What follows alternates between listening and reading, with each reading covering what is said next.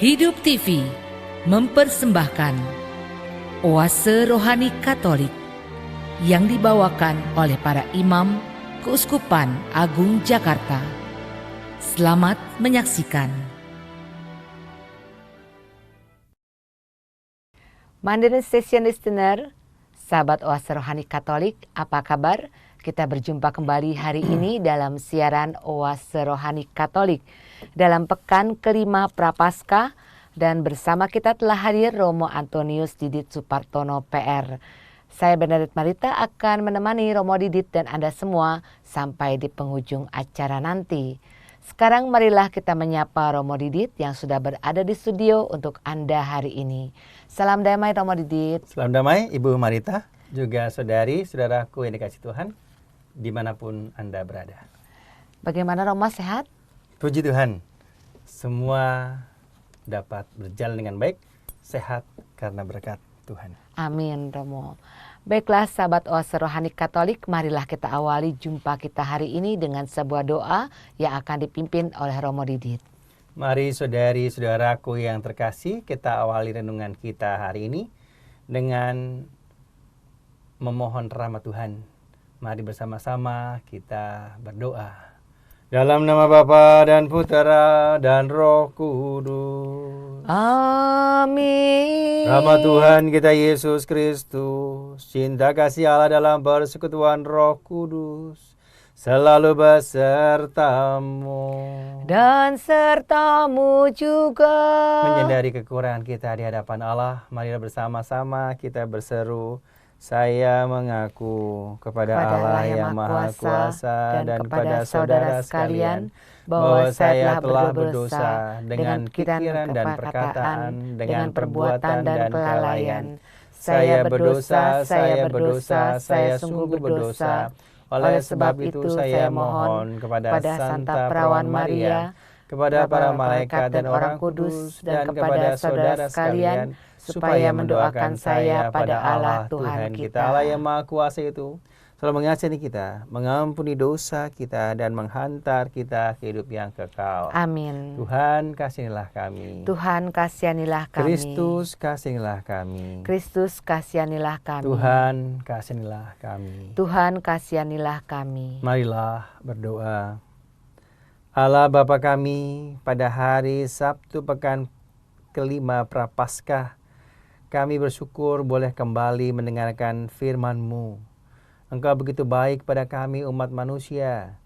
Engkau mengumpulkan kami semua yang berdosa karena Engkau mencintai kami melebihi dari segala sesuatu yang ada dalam diri kami. Terima kasih ya Tuhan atas penyertaan-Mu hingga saat ini. Dan kami akan menyiapkan pekan suci mendatang dengan hati yang penuh dengan rasa syukur, menyiapkan kebangkitan putra-Mu. Semua ini kami panjatkan dengan perantaraan Tuhan kami Yesus Kristus yang hidup dan berkuasa kini dan sepanjang segala masa. Amin.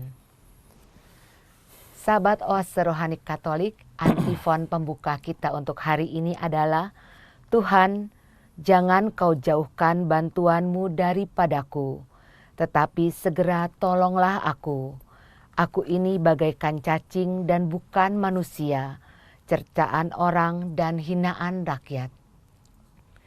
Menurut kalender liturgi, bacaan dari Nubuat Yehezkiel bab 37 ayat 21 sampai 28.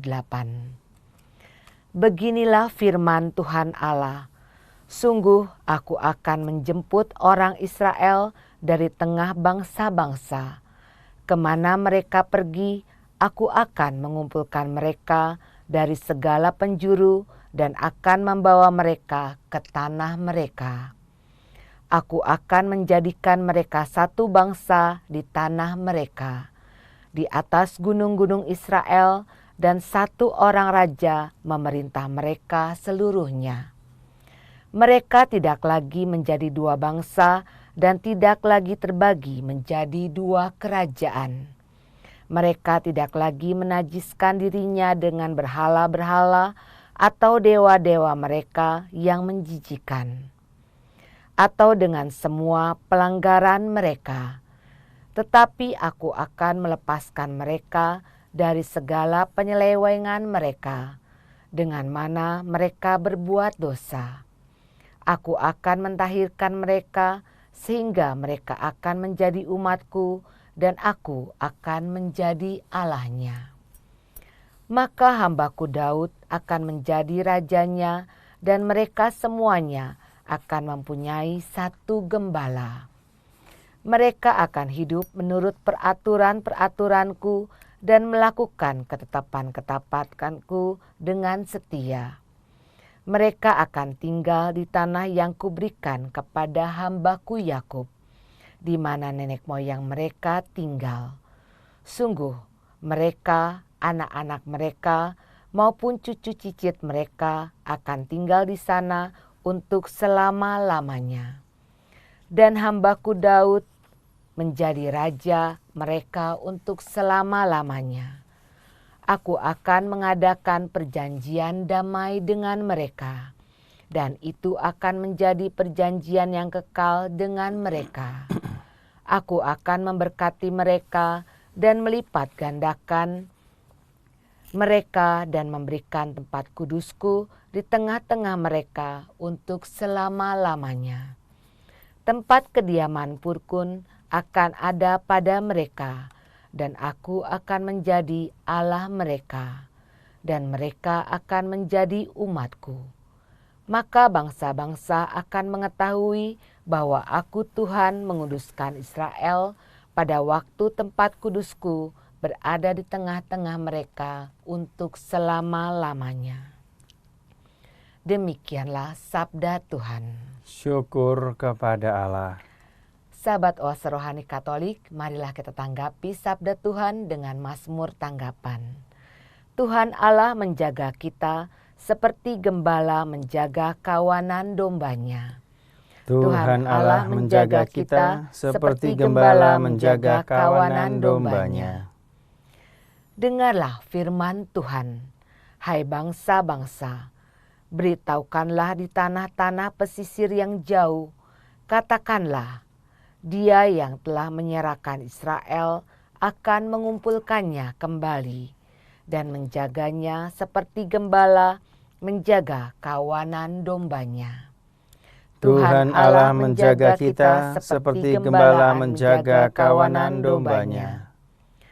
Sebab Tuhan yang telah membebaskan Yakub telah menebusnya dari tangan orang yang lebih kuat daripadanya. Mereka akan datang bersorak-sorai di atas bukit Sion. Muka mereka akan berseri-seri karena kebaikan Tuhan. Tuhan Allah menjaga kita seperti gembala menjaga kawanan dombanya. Pada waktu itu, anak-anak dara akan bersukaria, menari beramai-ramai. Orang-orang muda dan orang-orang tua akan bergembira. Aku akan mengubah perkabungan mereka menjadi kegirangan. Akan menghibur dan menyukakan mereka sesudah kedukaan. Tuhan Allah menjaga kita seperti gembala menjaga kawanan dombanya. Terpujilah Kristus Tuhan, Raja mulia dan kekal. Terpujilah Kristus Tuhan, Raja mulia dan kekal. Buanglah daripadamu segala durhaka yang kamu buat terhadap aku, dan perbaharuilah hati serta rohmu. Terpujilah Kristus Tuhan, Raja mulia dan kekal. Tuhan sertamu. Dan sertamu juga. Inilah Injil Yesus Kristus menurut Santo Yohanes. Dimuliakanlah Tuhan. Banyak di antara orang-orang Yahudi yang datang melawat Maria dan yang menyaksikan sendiri apa yang telah dibuat Yesus terhadap Lazarus percaya kepadanya.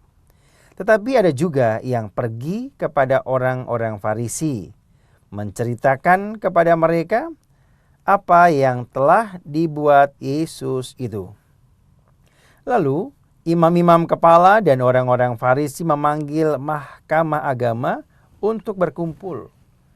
Mereka berkata, "Apakah yang harus kita buat? Sebab orang itu membuat banyak mukjizat. Apabila kita biarkan dia, maka semua orang akan percaya kepadanya. Lalu orang-orang Roma akan datang dan merampas tempat suci kita serta bangsa kita." Tapi seorang di antara mereka, yaitu Kayafas, imam besar pada tahun itu, berkata kepada mereka, "Kamu tidak tahu apa-apa. Kamu tidak insyaf bahwa lebih berguna bagimu jika satu orang mati untuk bangsa kita daripada seluruh bangsa kita ini binasa." Hal ini dikatakan Kayafas bukan dari dirinya sendiri, tetapi sebagai imam besar pada tahun itu, ia bernubuat bahwa Yesus akan mati untuk seluruh bangsa. Bukan untuk bangsa itu saja, tetapi juga untuk mengumpulkan dan mempersatukan anak-anak Allah yang tercerai-berai. Mulai dari hari itu, mereka sepakat untuk membunuh dia. Karena itu Yesus tidak tampil lagi di muka umum di tengah orang-orang Yahudi. Ia berangkat dari situ ke daerah dekat padang gurun, ke sebuah kota yang bernama Efraim. Di situ ia tinggal bersama murid-muridnya. Waktu itu hari raya Paskah orang Yahudi sudah dekat, dan banyak orang dari negeri itu berangkat ke Yerusalem untuk menyucikan diri sebelum Paskah. Mereka mencari Yesus, dan sambil berdiri di dalam bait Allah, mereka berkata seorang kepada yang lain, "Bagaimana pendapatmu? Akan datang jugakah ia ke pesta?" Demikianlah Injil Tuhan. Terpujilah Kristus.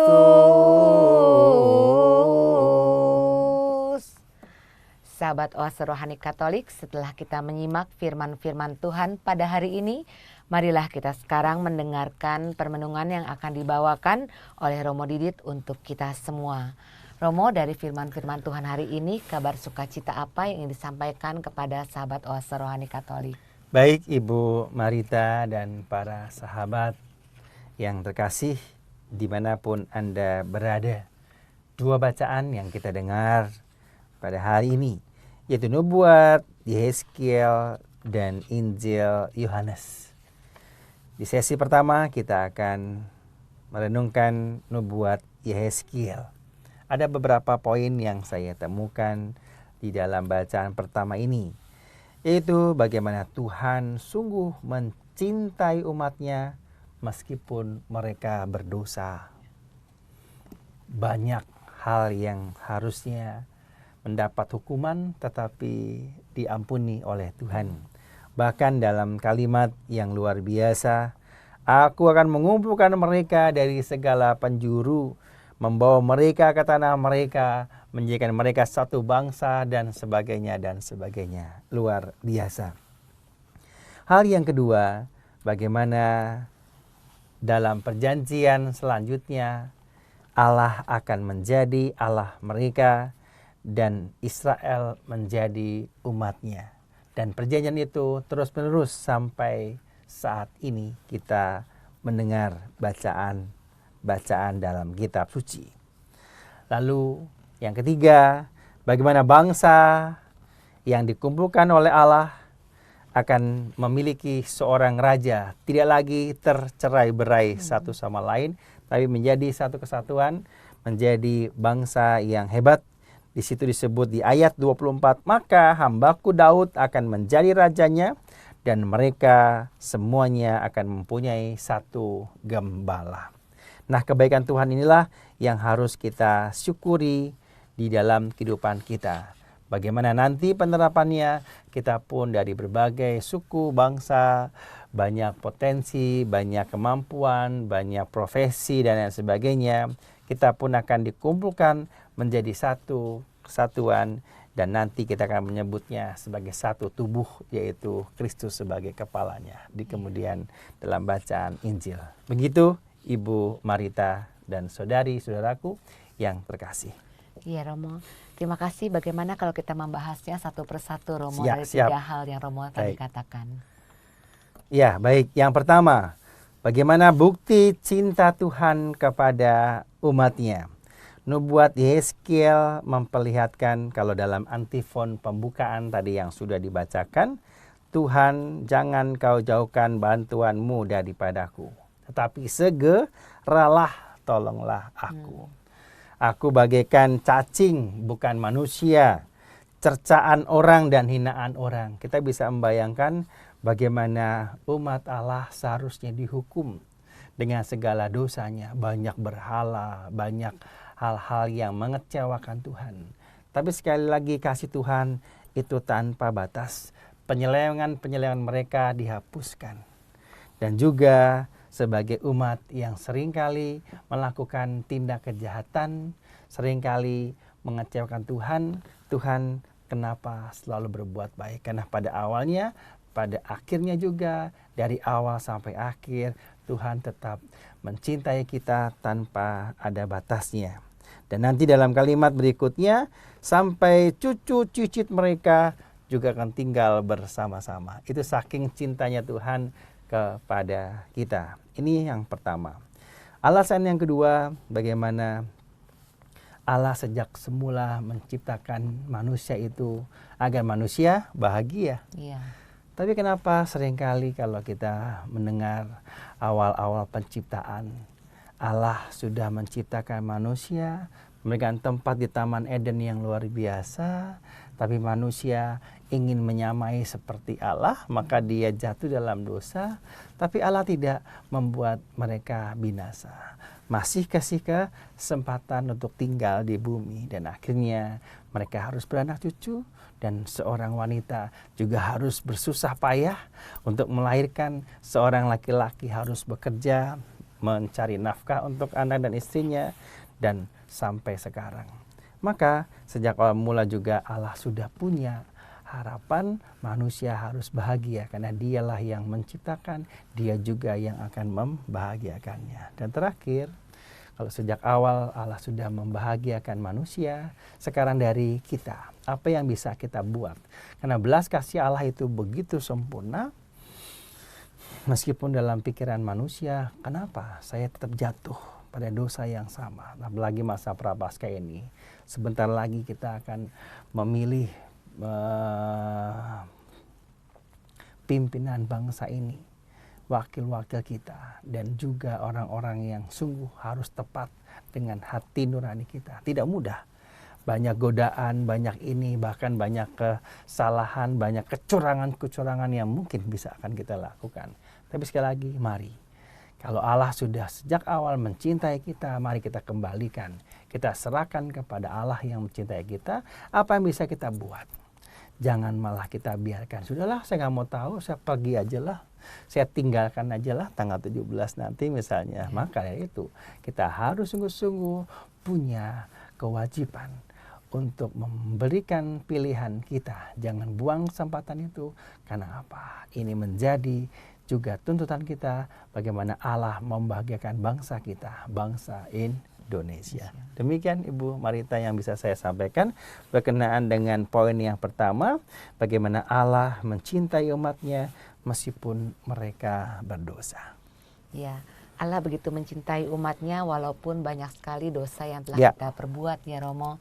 Dan bangsa Israel juga membuat kesalahan-kesalahan dengan membuat lembu emas dan sebagainya, ya dewa-dewa, menyembah berhala yang harusnya itu menyakiti hati Allah dengan membuat Allah cemburu. Betul.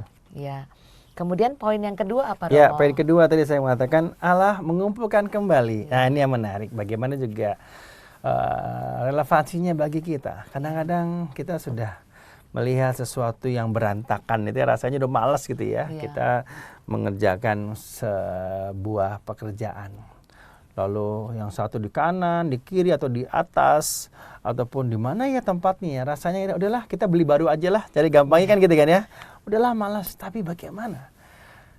Allah itu mengumpulkan umat yang tercerai-berai, yang jauh, yang sudah nggak tahu dia di mana itu ya. Tapi itulah kesabaran Allah yang luar biasa. Apa yang bisa kita ambil? Kadang-kadang sebagai seorang pemimpin, kita bisa melihat kekayaan potensi anak-anak yang dididik atau mereka yang kita pimpin. Mana yang bisa melakukan ini, mana yang punya potensi ini, mana yang punya kekuatan ini, mana yang memang menjengkelkan dan sebagainya. Kita jangan putus asa. Kita harus sabar dan kita harus punya sesuatu yang harus kita perjuangkan. Dan inilah bagaimana Allah mengumpulkan kembali umatnya yang tercerai-berai itu. Tadi kalau bagian poin pertama udah berdosa, tercerai-berai lagi.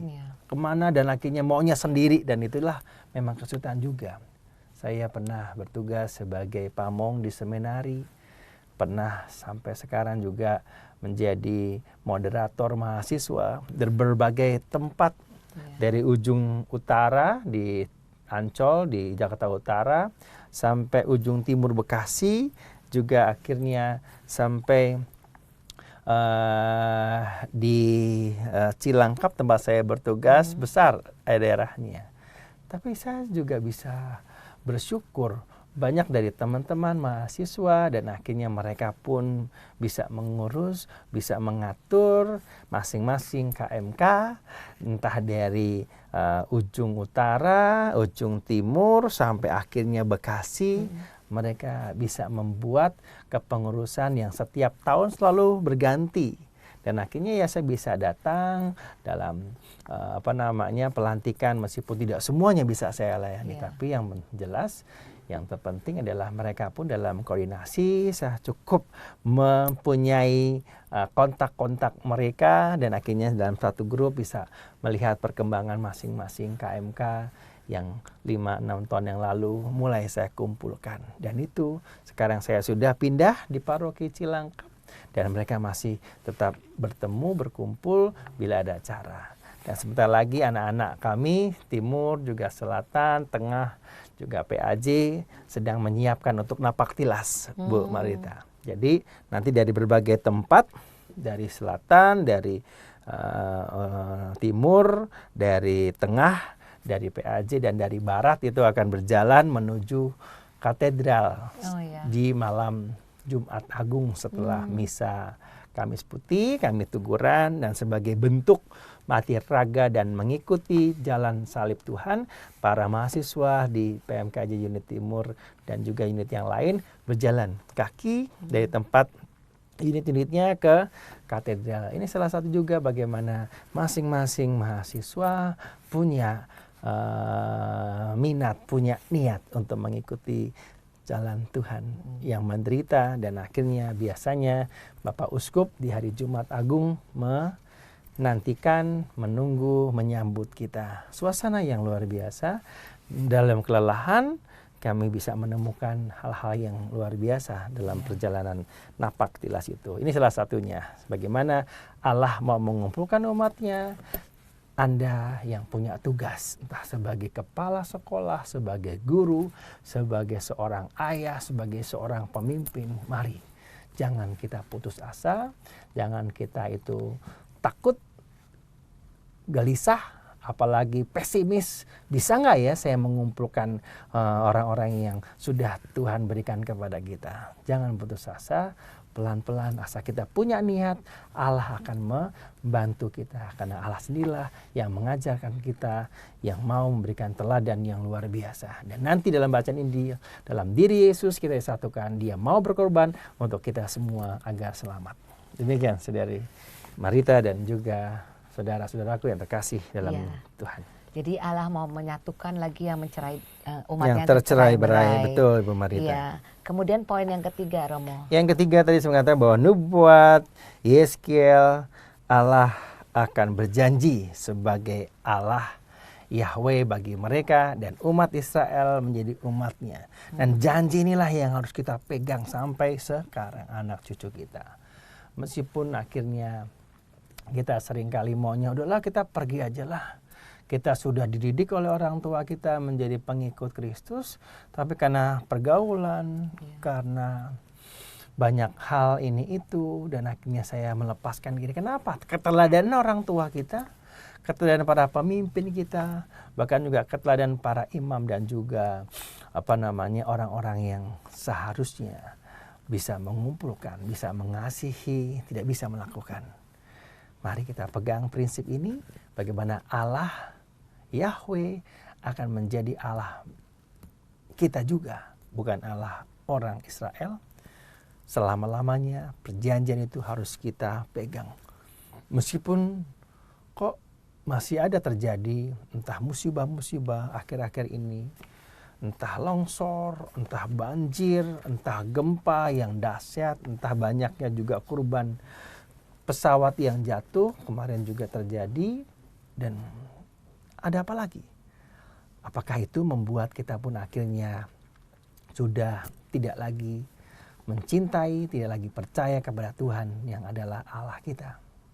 Saudara-saudaraku yang terkasih, mari kita tetap berjuang mempertahankan iman kita akan Allah yang adalah Yahweh, yang adalah Allah kita.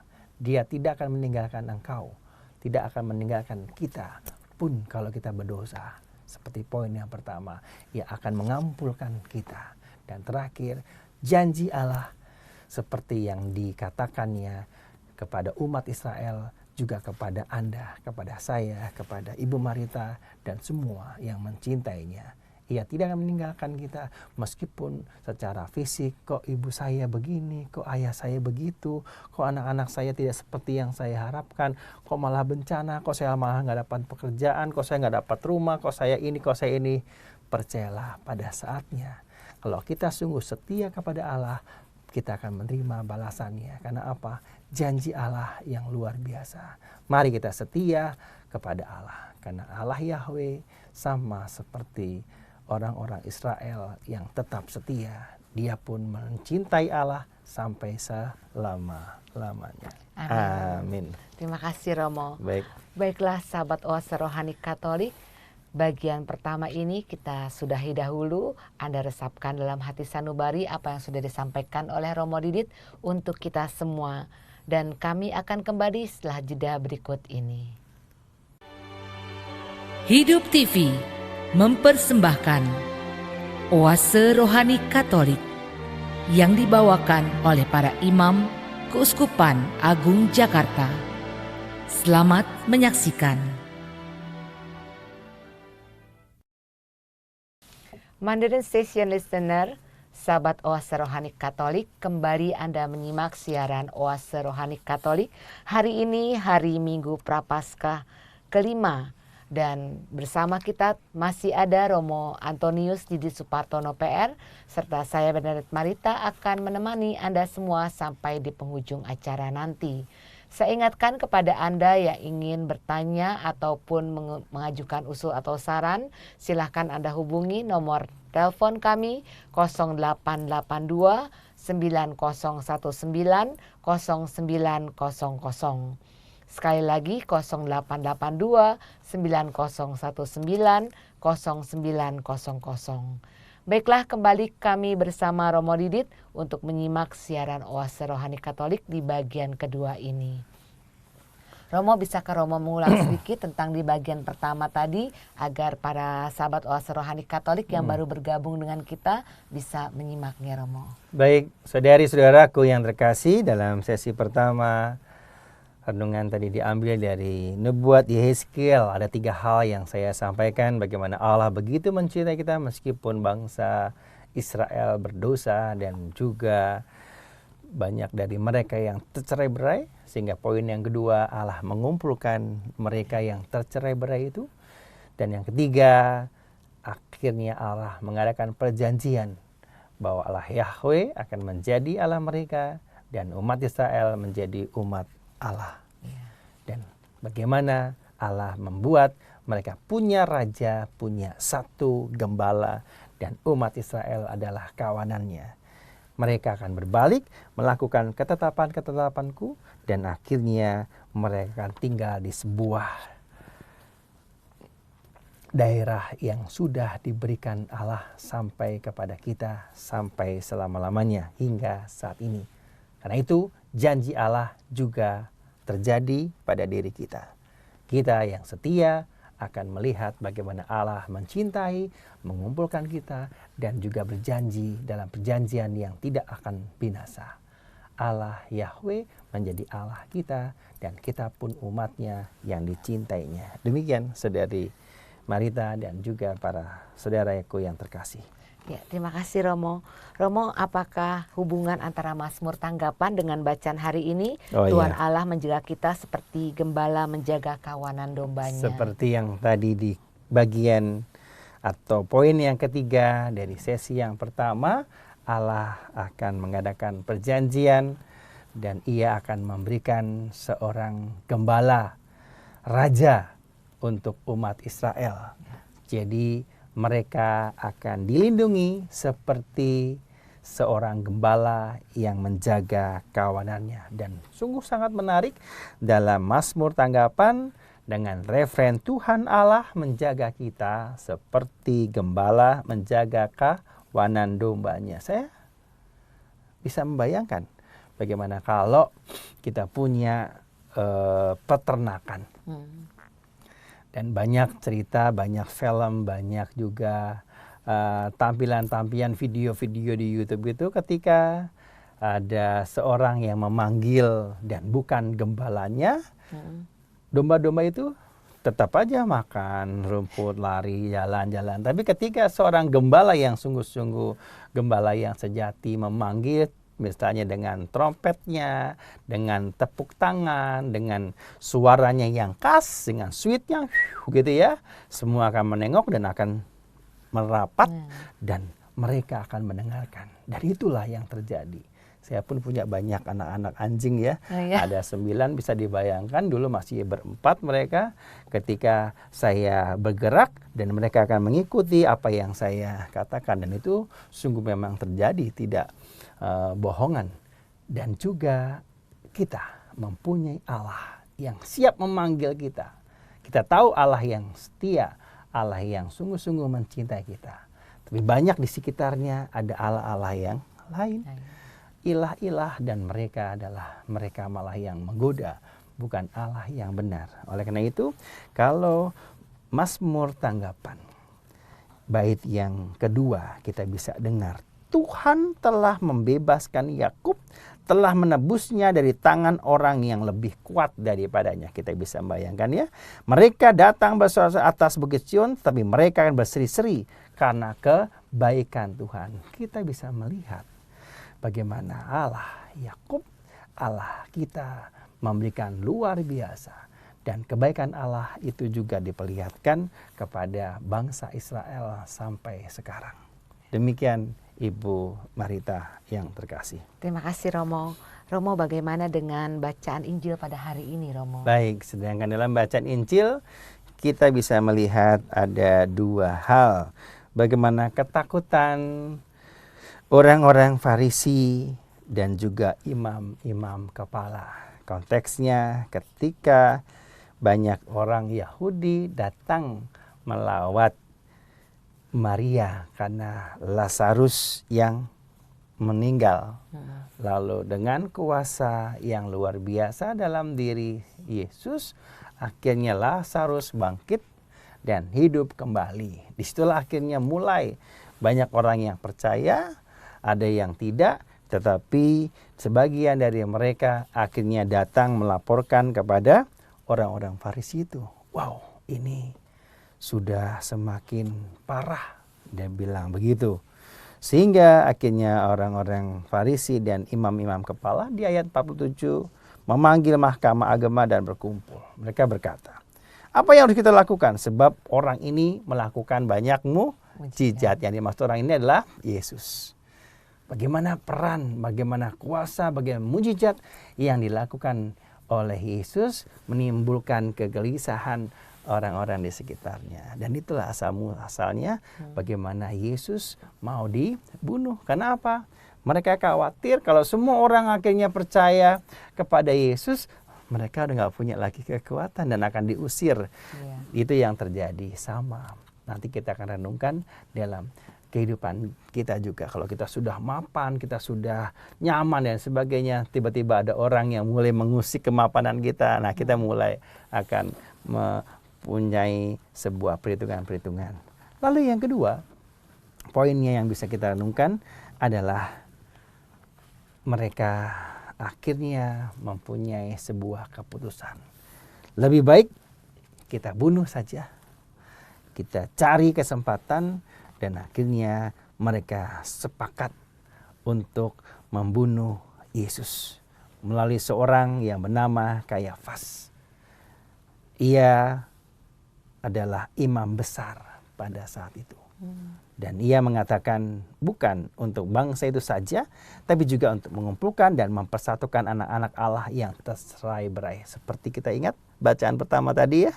Dan disitulah akhirnya Yesuslah Allah yang menjadi manusia juga tetap tampil, tetap melakukan sebuah tindakan. Allah tidak membiarkan. Jadi sejak zaman para nabi sampai banyak dan akhirnya Yesus tampil karena Allah yang menjadi manusia mau kembali menyatukan anak-anaknya yang mencintainya.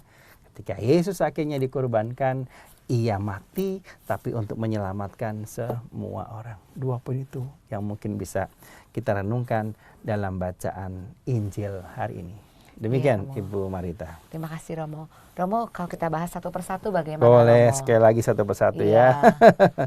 Ya, dimulai dari bagaimana ketakutan orang-orang Farisi. Baik, apa yang bisa kita renungkan? Tadi saya sudah sedikit mengantar ketika kita sudah mapan. Para pemimpin-pemimpin kita juga sudah nyaman dalam tugasnya. Lalu ketika mau ada proses pergantian, pasti ada sesuatu yang membuat orang yang sudah mapan itu terusik. Jangan sampai. Seperti kita juga ingat Herodes ketika Yesus hadir tampil, cari anak itu dan bunuh akhirnya semuanya. Ini sangat manusiawi Bapak Ibu, saudaraku yang terkasih. Dan janganlah kita juga cemas bahwa suatu saat kita pun harus turun, harus menyerahkan estafet kepada mereka yang punya kemampuan. Kemapanan kita itu sama seperti seorang yang pada saatnya juga akan kalah. Kalau kemarin kita lihat juara tunggal putri All England ya, tidak bisa dia membuat hat-trick 3 kali berturut-turut, akhirnya kalah. Ya memang nggak bisa sesuatu itu direncanakan kecuali ada permainan di sana ya. Kita pun harus siap untuk kalah. Kita siap juga nanti akan tampil lagi dan menang. Maka segala sesuatu semua ada saatnya. Jangan kita mau menjatuhkan orang lain yang memang punya kemampuan. Kita harus berani menyerahkan kepemimpinan kita. Dan juga hal-hal yang memang harus kita serahkan kepada mereka yang lebih mampu, yang lebih berpotensi atau lebih baik. Bukan hanya untuk kepentingan diri kita sendiri, tapi untuk kepentingan banyak orang. Dan itu yang tidak bisa dilihat oleh orang-orang Farisi dan imam-imam kepala. Dan kegelisahan itu akhirnya mereka mau mencari jalan yang mudah. Ya sudah, kita sepakat, kita bunuh saja dia. Dan ini banyak orang-orang yang tidak bersalah. Pada zaman-zaman dulu ya, ada tembak Petrus ya, penembak misterius. Udah macam-macam ditembak saja. Sekarang ada orang yang kampanye, orang berorasi besar-besar begitu, menghina ini, menghina instansi itu dan sebagainya. Langsung karena media sosial begitu cepat, Maka nggak bisa juga langsung menembak, membunuh. Kita semua itu dinaungi oleh banyak lembaga-lembaga di internasional. Maka dari itu Bapak Ibu, Saudari, Saudara terkasih, janganlah kita berhati yang jahat, menghakimi sendiri atau mengambil jalan yang pintas. Karena apa? Banyak yang kita lakukan itu membuat orang lain itu menderita. Banyak aktivis-aktivis yang kadang-kadang kok kemana ya, dia hilang dan sebagainya. Padahal dia masih punya anak, punya istri, punya banyak masa depan yang harus diperhatikan. Oleh karena itu, janganlah kita asik, janganlah kita mau aman untuk diri kita sendiri. Mari kita berpikir ke depan untuk banyak orang yang lebih membutuhkan kita. Hai para pemimpin-pemimpin yang terhormat. Bersyukurlah atas kebenaran Tuhan ketika Anda dipercaya untuk memimpin. Tapi ketika pada saatnya Anda pun harus turun, harus digantikan dengan orang lain. Bertindaklah dengan kerendahan hati, karena Anda telah berjuang, telah memimpin dengan baik, dan akan menyerahkan kepada yang lain. Oleh karena itu, bersyukurlah kepada semua orang yang punya hati mulia untuk memberikan tempat dalam diri Yesus yang selalu siap dihina, dicerca, dan sebagainya. Tapi ia mempunyai sebuah tujuan yang mulia, yang luar biasa. Biar saya mati untuk menyelamatkan, biar orang lain hidup. Demikian Saudari Morita untuk poin yang pertama. Kalau poin yang kedua, Romo? Iya, saya nafas dulu sebentar poin yang kedua. Iya, poin yang kedua tadi saya mengatakan pada saatnya Yesus harus dibunuh, harus meninggal, harus mati. Yesus akhirnya tidak tampil lagi di muka umum. Dia berangkat dari situ ke daerah dekat padang gurun, ke sebuah kota yang bernama Efraim. Kenapa? Saatnya belum tiba. Dan kita besok baru memasuki hari Minggu Palma. Dan pekan suci itu sebuah tanda. Yesus pun yang akan memasuki dengan dielulukan besok hari sebagai raja, tapi sebenarnya ia harus siap menderita, siap untuk mati yang sangat mengerikan. Maka kalau hari itu adalah hari Raya Paskah yang sudah dekat, banyak orang-orang dari tempat itu ke Yerusalem untuk menyucikan diri sebelum Paskah. Maka mereka mencari Yesus, dan sambil berdiri di Bait Allah, mereka berkata kepada yang lain, kira-kira pendapatmu dia pergi juga nggak ke pesta itu? Jadi mereka pun sudah punya strategi kapan mereka akan menangkap. Dan itulah hari-hari bagaimana Yesus pun sebenarnya tahu apa yang akan terjadi dalam dirinya. Tapi Yesus berani untuk maju ke depan. Dia tidak takut, dia tidak lari. Dan itulah sebagai seorang pemimpin, Bapak Ibu, Saudari, Saudara terkasih, janganlah kita takut menghadapi sebuah pun kalau itu menimbulkan kita harus jatuh, bahkan kita mati untuk banyak orang. Banyak orang-orang yang dulu akhirnya terlibat kasus tertentu, kabur ke luar negeri, ya kan? Banyak yang terjadi kan? Sudah ditangkap dan sebagainya, sudah divonis ini nih kabur sehingga menyelamatkan diri, tidak berani menghadapi masalah. Tapi mungkin itu juga jalan Tuhan bagi mereka, sehingga bisa menyelamatkan keluarganya untuk tetap hidup dan tetap setia. Semoga mereka pun bertobat dan akhirnya kembali kepada Allah. Tidak ada yang mustahil kalau kita mau percaya kepada Allah. Maka Bapak Ibu, Saudari, Saudara terkasih, bagaimana keberanian Yesus itu pun mari kita juga perjuangkan. Untuk para mahasiswa saya seringkali bilang, Romo, skripsi saya belum selesai, ya kan? Seringkali sudah bab 1, bab 2, bab 3 kayaknya malas. Banyak tugas-tugas, malah mereka aktif. Kerjakan dulu, selesaikan skripsimu, nanti baru yang lainnya. Nah, saya pun juga demikian dulu pada waktu tingkat 4. Rasanya sudah gelisah, sudah takut menghadapi untuk ujian, harus selesai batas waktunya. Sampai sama adik paling kecil saya pun juga begitu. Kapan kamu, Dok? Kapan kamu, Dek?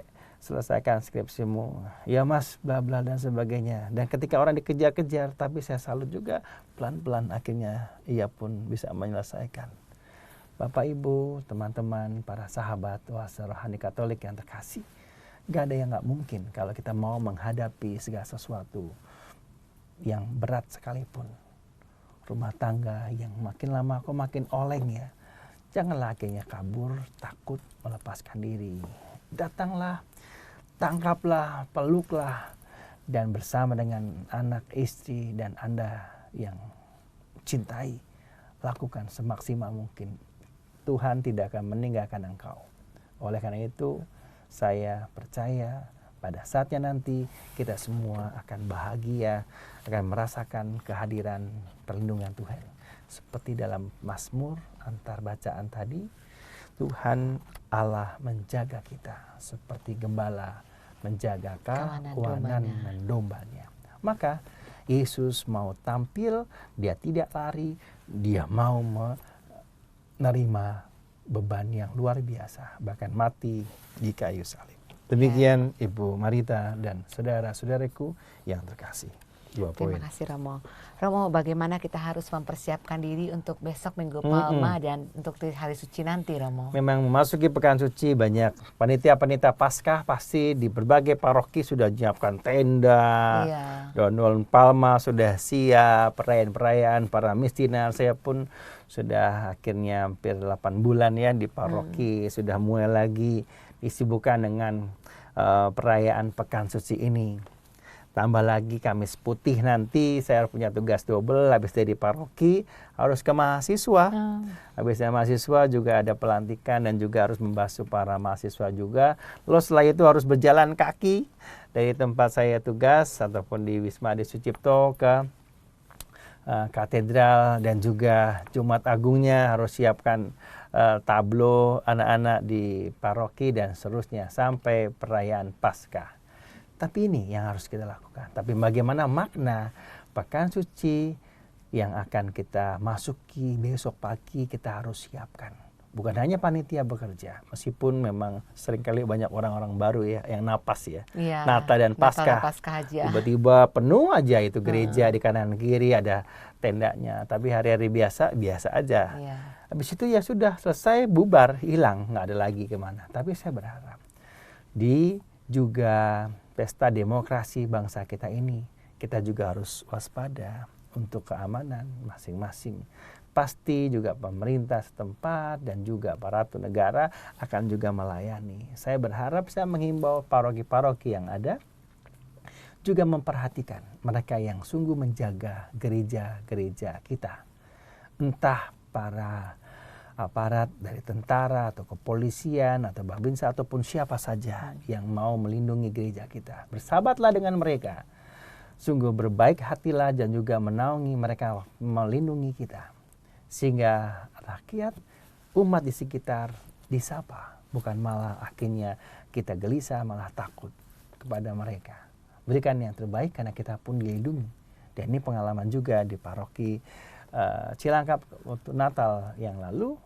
Wah, ada satu truk tentara itu datang melindungi dan wah luar biasa. Maka saya juga bersyukur bahwa paroki-paroki di Keuskupan Agung Jakarta Natal yang lalu juga aman terkendali. Semoga di pekan Paskah yang kita mulai besok kita semua dapat menyiapkan dengan sebaik-baiknya hari suci, Kamis, Jumat, dan malam Paskah dengan sebaik-baiknya. Bahwa ingatkan anak, saudara, saudari Anda untuk merayakan pekan suci itu. Dimulai dari Minggu Palma. Banyak hal-hal pasti yang baru dibandingkan tahun yang lalu. Meskipun liturginya pasti sama, bacaannya sama, ada yang berbeda memang sedikit. Tapi bagaimana masing-masing paroki, panitia, dan para petugas-petugas pasti konsentrasi, berlatih entah kurnya, entah mistinar, entah petugas tatipnya, panitia Paskah dengan banyak kegiatan-kegiatan baik yang liturgis maupun non-liturgis. Mari kita rayakan pesta perayaan Pekan Suci 2019 ini dengan sebaik-baiknya di paroki di mana Anda berada. Tuhan pasti akan memberkati pelayan kita seperti dalam bacaan pertama. Allah mencintai kita, jangan sia-siakan cinta Dia kepada kita dengan sungguh bertugas dengan baik dalam Pekan Suci. Terima kasih Romo. Iya baik. Iya Romo. Kemudian Romo, apakah pesan Romo untuk tahun berhikmat Oh iya, bangsa baik. bermartabat ini Romo? Iya, iya, saya selalu ditanya hal itu ya, bagaimana kita bisa lakukan sebagai tahun berhikmat bangsa bermartabat. Kalau saya mulai dicintai, saya mau akhirnya mengampuni orang lain. Setelah saya diampuni, baru saya bisa untuk melayani dengan sepenuh hati. Dan akhirnya dalam pelayanan itu, kita pun akhirnya bisa tampil dengan bijaksana dan punya hikmat di sana.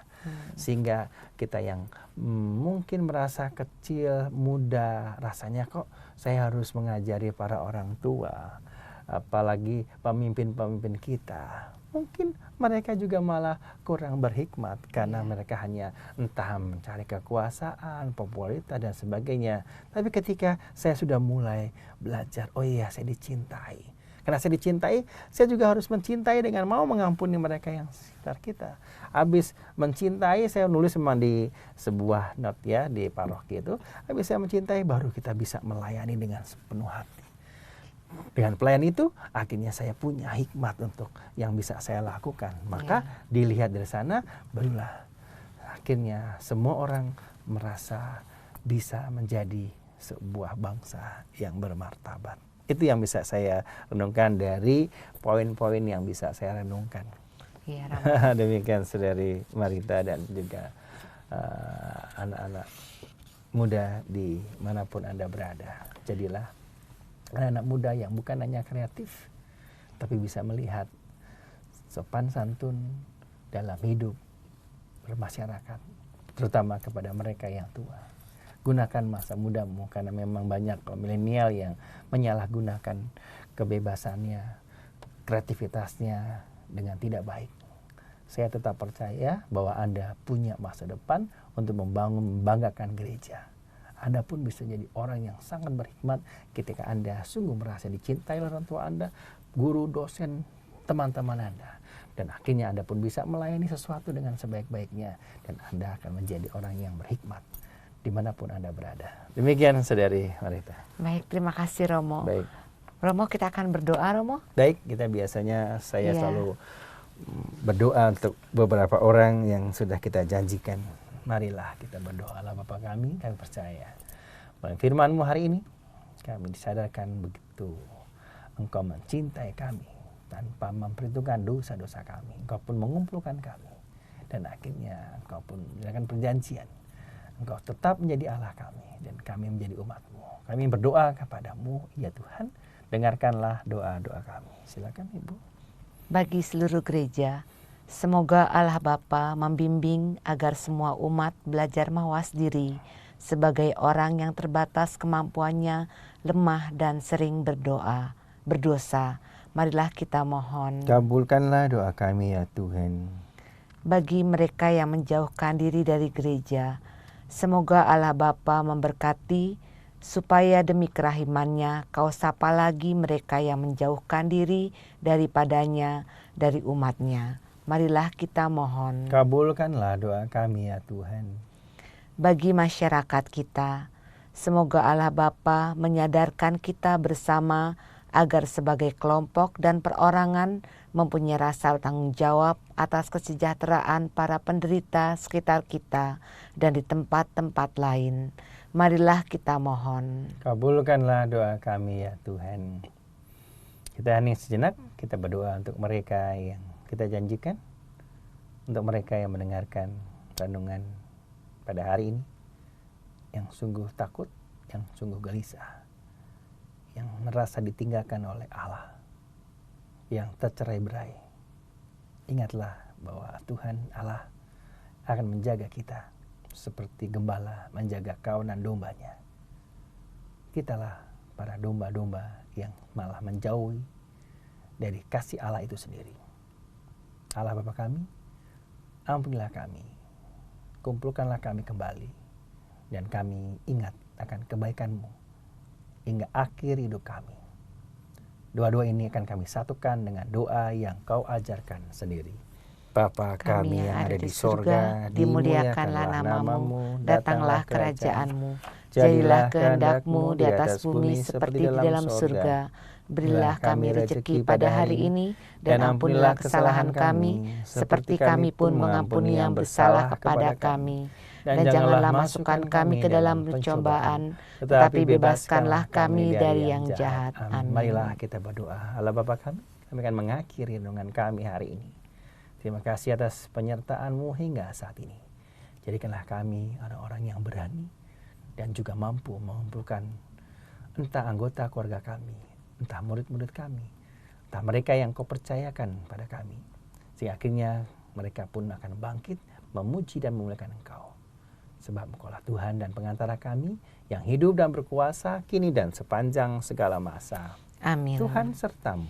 Dan sertamu Semoga juga. kita sekalian senantiasa dibimbing, diberkati oleh berkat Allah yang Maha Kuasa Bapa dan Putera dan Roh Kudus. Amin. Amin. Saudari, saudara terkasih, dan demikian renungan kita sudah selesai.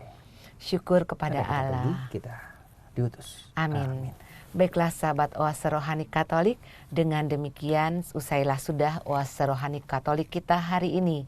Romo Diosesan Antonius Didit Supartono dan saya Bernadette Marita undur pamit dari ruang dengar Anda. Mari amalkan Pancasila, kita berhikmat, bangsa bermartabat.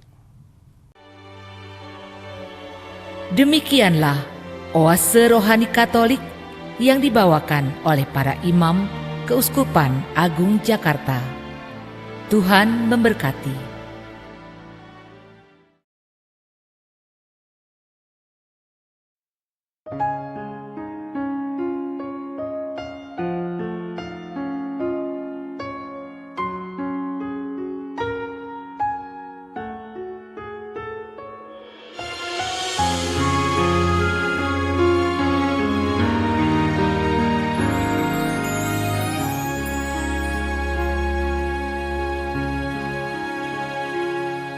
Ku petik mawar yang terindah, ku rangkai dalam sebuah doa.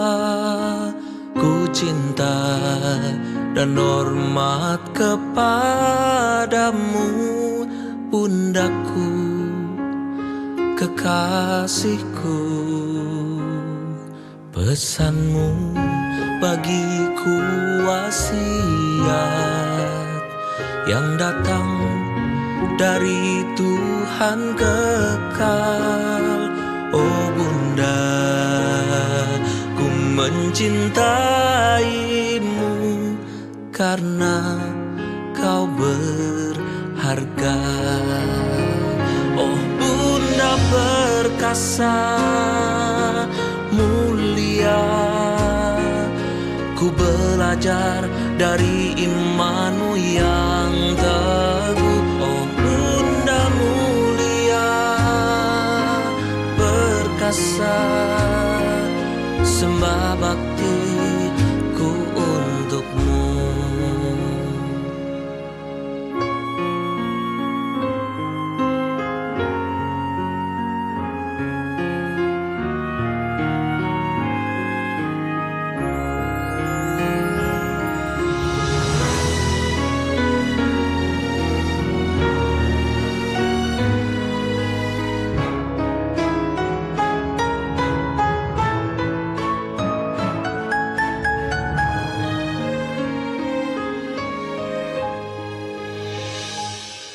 Pesanmu bagiku wasiat yang datang dari Tuhan kekal. Oh Bunda, ku mencintaimu karena kau berharga. Oh Bunda perkasa mulia, ku belajar dari imanmu yang teguh. Oh Bunda mulia, perkasa, sembah bakti selalu bagimu. Oh Bunda perkasa mulia, namamu ada di dalam doaku. perkasa, mulia. Doakan aku yang berdosa.